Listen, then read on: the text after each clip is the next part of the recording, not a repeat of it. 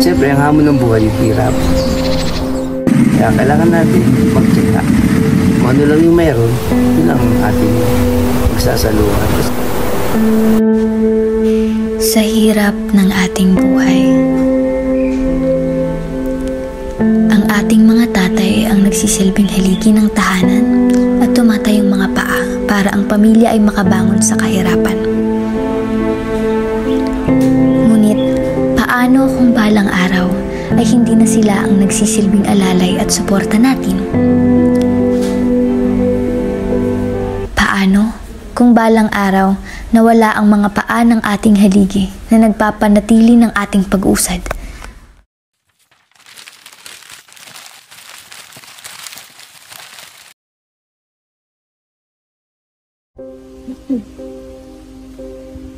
Ang kahirapan ay isa sa pinakamalaking problema na kinakaharap ng ating bansa magpasa hanggang ngayon.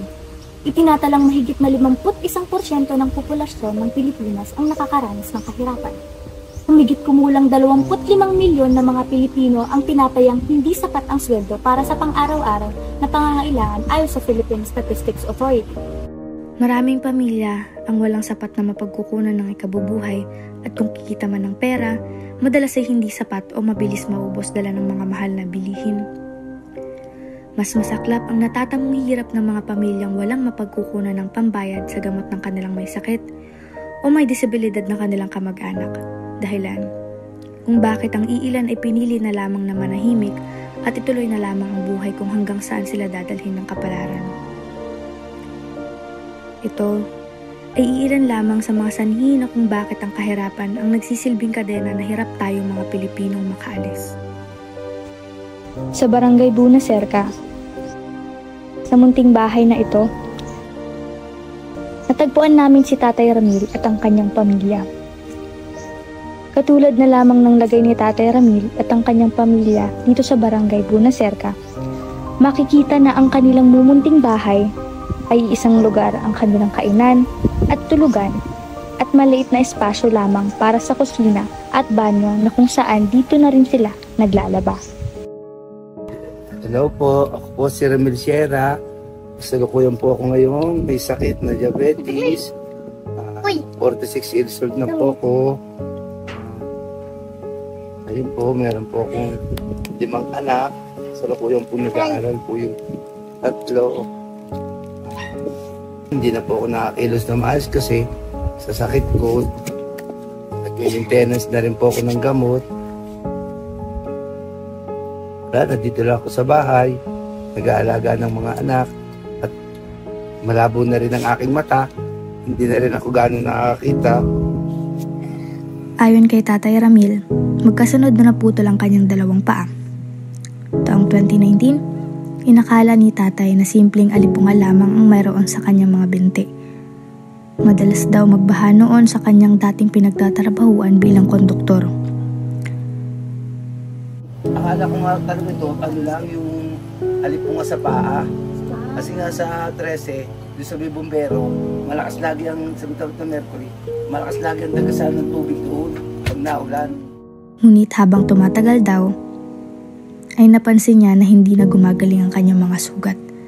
Makailang beses niya itong nilinis-linisan. Hanggang sa isang araw, nang sila ay magpa-check up at pagpasapasahan ng mga ospital, sinabi na kailangan na tanggalin ang kanyang kaliwang paa. Sa hirap ng buhay, hindi nito natigil si Tatay na magpatuloy ng trabaho. Hanggang taong 2022 ay nagkasugat ang kabila niyang paa. Nagkasugat daw ng kaunti ang kanyang binti at pinag-isipan kung puputulin daw ito o kakadkarin. Kalaunan ay napagdesisyonan ni Tatay na ipaputol na ang kanyang paa sa takot na baka kailanganin pa niyang bumalik kung lalala pa ito. Hindi na ako nakakatulong sa aming pamilya. Ang buhay namin ganito na lang. Minsan meron, minsan wala. Ang asawa ko nagtatrabaho bilang kasambahay dyan sa labas. At paano naman nakakaraos kami. Araw-araw ang buhay ko dito, ako lang mag-isa, wala akong kasama kundi yung aking maliit na bunsong anak. Yan ang kasama ko dito. Yun lang ang araw-araw nang umikot ang buhay ko. Dati pala akong bus conductor. Bago ako maputulan ng paan, naging dispatcher muna ako sa 13 na aking hanap buhay. Bus conductor ako dati. Naputulan ako ng 2019 at hanggang sa kasolo ko yan ngayon. Baka mata naman ang madali sa akin sa susunod kasi lumalabo na rin yung paningin ko. Pero sa awa ng Diyos, malakas pa rin naman ako. Wala ang goal ko naman sa buhay, mapagtapos ko yung mga alam kong maliliit.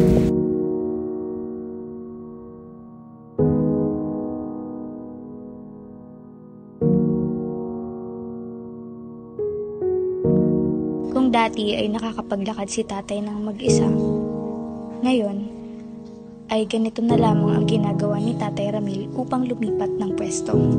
Literal po pala talaga nag-aabang. Kasi masakit sa tuhod pag walang yung Wala pong support. walang support. Pero meron po kayong wheelchair. Meron. Magkakasugat. Bigay din yun sa amin galing yung PGH. Isa pang pinoproblema ng kanilang pamilya ay ang gastos nila sa lupang kanilang tinitirahan. Ayon kay Tatay Ramil, kahit sa kanila ang bahay na tinitirahan, kinakailangan pa rin nilang bayaran ang lupa nito kada buwan. Pahan niyo pa rin po ba ito? Naupa pa rin ako dito, 700. 700 per month? Per month. Lupa lang, amin lang tong bahay. Bago nga ako naputulan, putol na ako lumipat dito. Buti nga nung bipilay-pilay ako, nakabili pa ako ng yero. Nasabi ni tatay na sana mapagtapos niya pa ang kanyang mga anak na maliliit. Nabanggit din ni Tatay Ramil ang pangarap niya sa kanyang mga anak na hindi niya nakamit noong siya ay bata pa. Yun ay makapagtapos ng kolehiyo. Dahil dito, kinausap at tinanong namin ang isa sa mga anak ni tatay patungkol sa pangarap nito sa buhay. Ako po si Altea Mishishera, 12 years old, grade 7. Ano yung mga naramdaman mo nung una mong nalaman yung about sa sakit ni tatay mo? Nalungkot po kasi po. Meron ka bang parang, let's say, mga pangarap para sa pamilya mo? Meron po. Ano yung mga pangarap mo? Maging lang po yung pamilya namin. Kapag nakapagtapos ka na ng pag-aaral mo, ano yung gusto mong, ano yung pangarap mo maging pag-aaral? Ano po, maging Doktor? Para? para po matulog. Dahil sa dito. Bukod sa kanyang anak, ay nakapanayam din namin ang asawa ni Tatay Ramil. Si Nanay Naida ang naging katuwang ni Tatay Ramil simula bago pa man siya maputulan ng paa.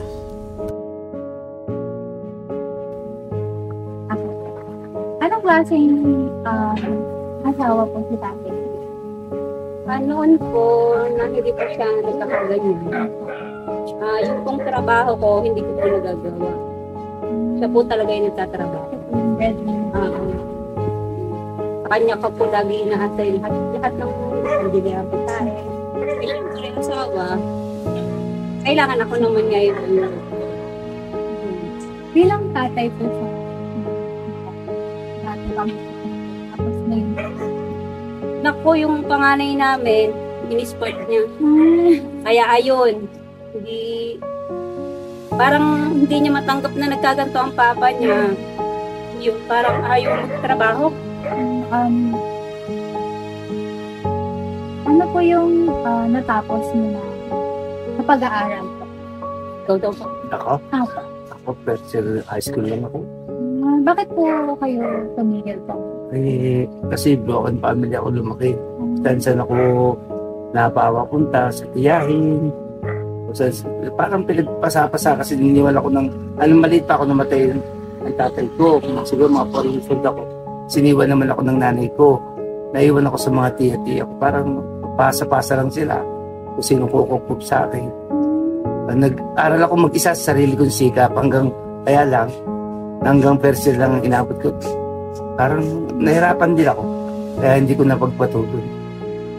Pero ano po yung trabaho niyo? Ay, pangarap niyo pong maging trabaho dati? Sana. Aba. Sundalo sana ang pangarap ko nung maliit eh. Mga sundalo talagang gusto ko nung maliit ako. Kung yun talaga lagi sinasabi ko, gusto ko maging sundalo.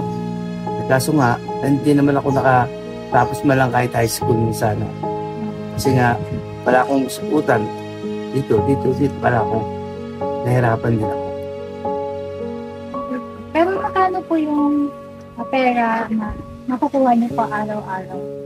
Sa, Ano niyo po, yung sa mga kailangan niyo pong bilhin sa bahay, mga gastusin niyo po. ako rin. Kung per day, kailangan mo din gumastos siguro 300 per day. Sa pagkain lang yun, ha? Pagkain mo. Pagkain lang yun. Kasi, ano kami, bali, ilang kami.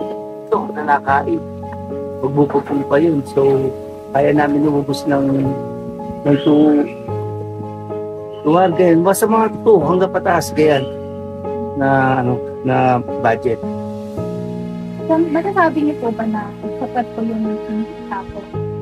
Na para Nako, yung kulang na kulang. Talagang sobrang kulang. Sa baon lang yun. Kahit po sa pagkain. Kulang talaga. Yung pangarap niyo po para po sa mga anak niyo. Makatapos sila at para hindi naman maranasan nila yung dinadanas na nila ngayon. Sila naman sila sa atin ko. Konting tiyaga lang para at least magka-trabaho kayo na kahit maayos. Huwag lang yung tambay-tambay. Makatapos na sila kahit grade 12, okay na. Makapagtrabaho lang sila kahit pabrika o SM. Basta, may trabaho lang silang maayos. Basta stable. Bakit po dito niyo po natili? Tumira po. Wala naman kaming kakayahang bumili pa ng lupa at saka ng bahay. Dito, lupa lang ang upahan mo. Kaya, tsaka Ano upahan niyo lang po? inuupahan lang namin to. Yung bahay kami lang. Bahay kami nagpapagawa. Kailan niyo po binabayaran? Monthly. Monthly. Magkano po yung Sabi binabayaran? ng border kami dito. Makaya naman. Kasi meron naman akong kapatid na binata na nato po. Kapatid ko. Tapos, ano po yung gusto nyong ma-achieve ngayong bagong taon po? Maging malakas lang, wala sa tuloy-tuloy lang ang health. Wala lang, lang makaramdamang ayun, mga ganyan, mga sakit-sakit. Sa tuloy-tuloy lang, kahit walang pagkain, okay lang. Ano ba po kayo mag-celebrate po ng mga holiday, ng Christmas po? Meron naman. Kahit pa paano, meron lalo naman. na nung Marami naman nagbibigay sa aming mga kapatid. meron din kaming sarili naming handa. Tapos yung mga pamangkin ko kasi. Kasi nung time kasi na may trabaho siya, tapos nag-aaral pa lang yung mga pamangkin ko ng elementary or high school, siya yung nagbibigay ng baon. Kaya nung nagkaganyan siya naman ngayon yung binibigyan. Palit lang pa. Yun, kaya hindi siya pinababayaan ng mga pamangkin niya. Ano nagbibigay sa Kahit yung mga pinsan niya, nasa saka ano yung sakit naman niya kasi, lahi nila. Kasi yung dalawang tito niya, diabetic din. Sa Amerika migrate na sila sa Amerika. Ganyan din ay kinamatay. Putol din ang mga paa. Meron po ba kayong nakukuhang tulong po sa gobyerno? ayun, yung insulin tinuturo sa akin. Libre po. Libre yun. Monthly yun. Monthly din ako ano. Monthly po tinuturok sa inyo. Hindi, araw-araw ako nagtuturok. Pero Araw-araw yung pagkuha ng monthly. Supply po. Monthly. Ano pong mga bagay yung ginagawa niyo para po magpalipas po ng oras? Ayan, kahit hindi ko nakikita yung TV, di bukas, para ka nagsasakit. Kasi ako lang siya, kasama ko itong maliit. Siya ang kasama ko dito. Anong grade na po? Ay, kinder sana eh. Ay, umayaw naman. Umayaw naman siya. Kasi natakbo pa. Pero next year po, balak niyo po. Ay, oo, mapasok yan. Mapasok na talaga pag sasyaga ako. Kasi ang gusto niya magkasama kami sa room. Ayaw niya Ayaw pong maiwan. ayaw magpaiwan. Hindi naman pwede. Mapasok yan. Pag-aaral. Hindi talaga yan. Tinanong ko lang kasi bata pa rin. Yun ang inaano ko na hindi naman sila nagpapatigil sa pag-aaral. Yung tatlo ko Pero- napasok. Pero po po bang gamot si tatay na kailangan niyo pong bilhin ng kayo po talaga? As Ang ano, usually, wala. oo, kailangan ko Ang talaga lagi lang namin binibili, script, strip at saka Tsaka yung karayom, para yung pakuha ng sugar niya. sugar at saka yung panturo. Yun, Tsaka yung panturo. mahal. Yun ang mahal. So, hindi niyo po laging nabibili. Oo, pero hindi ko naman siya pinababayaan ng wala kasi pag sumama yung pakiramdam niya, kailangan i-check agad yung sugar. Yun. Pero yung mga gamot naman, supply ng center. Pwede po kayong magbigay ng isa tong experience na sobrang na-feel niyo po or naramdaman niyo. Yung naging epekto po ng kahirapan. Ay, oo. Yung una namin ospital, yung nakundi na sa ospital, sobrang wala din kami. Nahirapan din kami kasi hindi naman lahat ng unang pagpunta namin sa ospital meron sa PGH, meron kang kailangang bili ng gamot sa labas. Kasi hindi naman, meron ka agad yun. Pinabibili rin kami. Katulad ng, hindi ko lang kung yung ginamit sa ito. Yung baon namin na pera. Utang pati. Mahirap man ang buhay, hindi ito dapat maging dahilan para tayo'y mawalan ng ngiti sa ating mga labi. Sa gitna ng unos, mayroon parang tayong mga dahilan para magpatuloy at lumaban. Tulad ni tatay na sa kabila ng kanyang kapansanan, ang kawalan ng kanyang mga paa ay hindi siya nawalan ng pag-asa. Sa halip, ito'y naging inspirasyon niya upang lalo pang magpursige at patuloy na maglakbay sa hamon na dala ng